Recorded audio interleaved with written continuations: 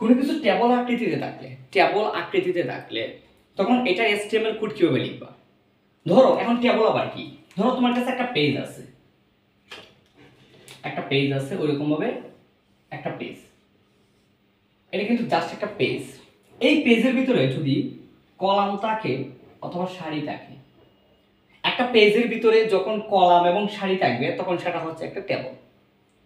তাহলে এই পেজের ভিতরে একটা কলাম আছে, একটা সারি আছে, এটা একটা টেবল। এখন তুমি যখন টেবলের কোড লিখতে যাবা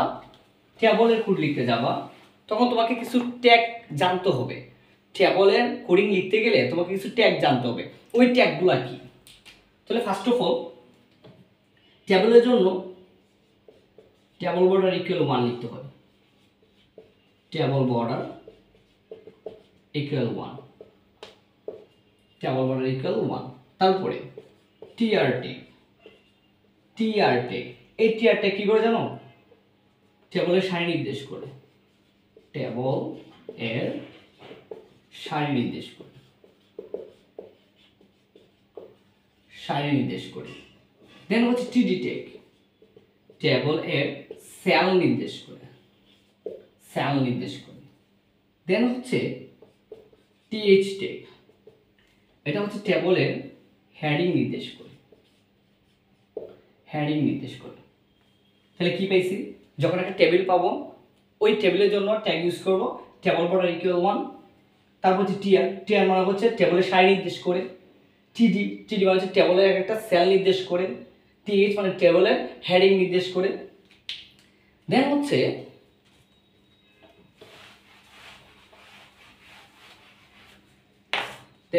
তুমি যে কাজটা করবা, ধরো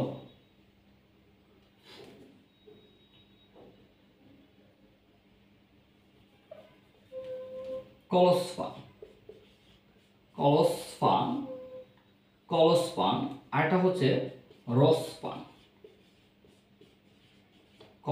আর কি রসপান, এই দুইটা কথা তুমি কখন ইউজ করবা? ধরো টেবিলে যদি কলাম থাকে, কলামে থাকলে কলসপান মানে লম্বালম্বি থাকলে কলসপান। আর যদি অনুভূমিক থাকে তখন সেটা হচ্ছে রসপান। অনুভূমিক মানে হচ্ছে সারিতে থাকলে রসপান। অর্থাৎ লম্বালম্বি থাকলে, উলম্বভাবে থাকলে সেটা হচ্ছে কলসপান, আর অনুভূমিক থেকে থাকলে সেটা হচ্ছে কি? সেটা হচ্ছে রসপান। এখন ওইটা আবার কি? ধরো এটা একটা টেবল আছে, টেবল আছে, দেখো তো, এটা ধরো এ আর এটা ধরো হচ্ছে এক্স এবং ওয়াই। এই যে এ আছে সম্পূর্ণ গড় নিয়ে রাখছে, সে কয়টা করে সমান নিয়ে রাখছে? দেখো তো, এই যে একটা এক্স নিয়ে রাখছে, কি একটা ওয়াই নিয়ে রাখছে। তাহলে এ হচ্ছে সম্পূর্ণ দুইটা গড়ের সমান নিয়ে রাখছে। এখন এ যে দুইটা গড়ের সম্পূর্ণ নিয়ে রাখছে, সে কিভাবে নিয়ে রাখছে? অনুভূমিক নাকি লম্বালম্বি? এই যে একটা গড়, এইদিকে একটা গড়, এইদিকে একটা গড়, কয়টা গড় নিয়ে রাখছে? দুইটা। আর দুইটা হচ্ছে লম্বালম্বি ভাবে। আর কোনো কিছু লম্বালম্বি ভাবে থাকলে, দ্যাট মিন্স কলমে থাকলে সেটা হয়ে যায় কলসপান। আর কোনো যদি অনুভূমিক থাকে, ধরো এখানে এক্সটা, এটা কিভাবে দিয়ে রাখছে? এ এবং বি। তাহলে এক্স কয়টা করে নিয়ে রাখছে? এই যে এ সম্পূর্ণ কয়টা করে সমান দখল করে রাখছে? দুইটা করে সমান। সে কিভাবে নিয়ে রাখছে? অনুভূমিক দিকে নিয়ে রাখছে। যেহেতু অনুভূমিক দিকে নিয়ে রাখছে সেটা হচ্ছে কি? রসপান। তাহলে আমরা বলতে পারি কলামে থাকলে কলসপান আর কি অনুভূমিক থাকলে রসপান। তাহলে মেইনলি হচ্ছে তুমি যখন টেবল ট্যাগ গণনা করতে যাবা তাহলে তোমাকে এই ট্যাগগুলা মাস্ট বি জানতে হবে। তাহলে আমরা আজকে যে টেবল যে ট্যাগ কি হইতে পারে ওইটা দেখলাম।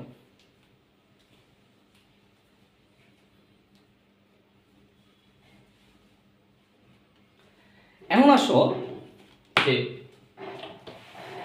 ভাই কলাম যে বললেন আপনি, সরি এই যে টেবল যে বললেন, টেবল এটা একটা কলাম, এটা একটা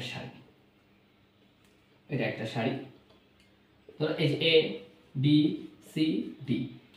এই কলামের ভিতরে, সরি এই টেবলের ভিতরে এটা একটা সেল, এটা একটা সেল, এটা একটা সেল, এটা কি একটা সেল, এগুলো হচ্ছে একটা কি সেল। তাহলে সেলের ভিতরে হইলে আমরা কি জানি? টিডি। সেল হইলে কি হবে? টিডি হবে। সেল হইলে টিডি। আর আমরা যখন নতুন লাইন শুরু করব, দেখো এখান থেকে যখন তুমি শুরু করবা,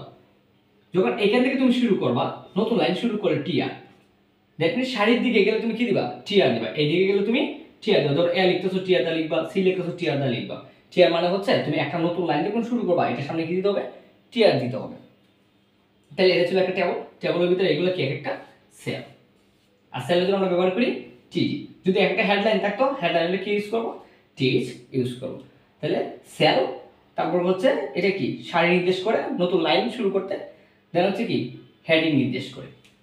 তাহলে বেসিক্যালি টেবল করতে গেলে এই যে আলোচনাগুলো আছে 5 মিনিট 6 মিনিট, এই কথাগুলো তোমাকে একটু ধৈর্য সহকারে জানতে হবে এবং পড়তে হবে।